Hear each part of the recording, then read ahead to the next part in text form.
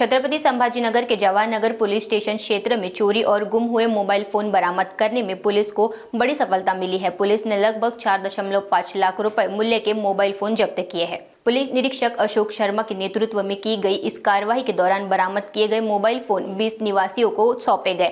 Mobile वापस पाकर लोगों के चेहरे पर खुशी झलक उठी। उन्होंने बताया कि पुलिस की इस मुहिम का उद्देश्य नागरिकों को उनका खोया हुआ सामान लौटाना और चोरी पर लगाम लगाना है। जवाहरनगर पोलीस स्टेशन हद्दीमध्ये मागील 4 महिन्यांमध्ये काही मिसिंग मोबाईल झाले होते, त्याबद्दलच्या तक्रारी नागरिकांकडून आमच्याकडे प्राप्त झाल्या होत्या। त्या अनुषंगाने सायबर पोलीस स्टेशनची मदत घेऊन आम्ही तक्रारीच्या अनुषंगाने 20 मोबाईल जप्त केलेले आहेत। त्यामध्ये काही मोबाईल बाल अपचारी होते, त्यांच्याकडून जप्त केले होते। अशा प्रकारे 20 मोबाईल जप्त केलेले आहे। 4.5 लाखाचा हा मुद्देमाल आहे।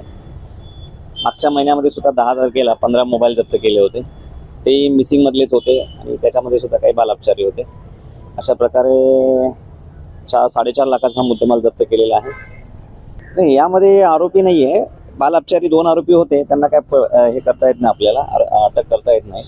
परंतु जे मोबाईल आम्ही हस्तगत केलेले ते कोणाला मिसिंग झालेले, कोणाला मिळाले होते, त्यांनी ते वापरले, त्या अनुषंगाने आम्ही त्यांना बोलून चौकशी केली, तर ते मिळालेले मोबाईल त्यांना होते ते आम्ही हस्तगत केलेले, त्याप्रमाणे रेकॉर्ड मेंटेन केलेला आहे। आणि अशा प्रकारे आज जे 20 मोबाईल आहे आम्ही ते ज्यांचे गेलेले आहे त्यांना आज परत केलेले आहे। त्यामध्ये दुकानवाल्याचा वगैरे काही दुसऱ्यांचा रोल नाही? नाही, दुकानदारांचा काही रोल नाही। म्हणजे कोणाच्या ताब्यातून असतं हे ज्यांच्या ताब्यात होते त्यांच्याकडून हस्तगत केले ना। हे सुद्धा नागरिकच आहे, पण मिळाला मोबाईल वापरला तर नागरिकांना एक आव्हान आहे, जे मिळालेले मोबाईल आहे, तुम्हाला मिसिंग मधले मोबाईल मिळतात नागरिकांना, ते मोबाईल तुम्ही वापरू नका, संबंधित लोकल पोलीस स्टेशनला तुम्ही जमा करा। कारण मोबाईल टेक्निकल हेल्पने आम्ही ते मोबाईल शोधून काढतोच। मोबाईल परत करतायत, कशा पद्धतीने करतायत, त्यांचेच मोबाईल काय नाही, कंप्लेंट रजिस्टर झालेली आहे, आधार कार्ड आहे, पॅन कार्ड आहे, सिम कार्ड त्यांचं त्यामध्ये होतं यापूर्वी, सिम कार्ड ते सुद्धा आम्ही ट्रेस आउट केलं ना।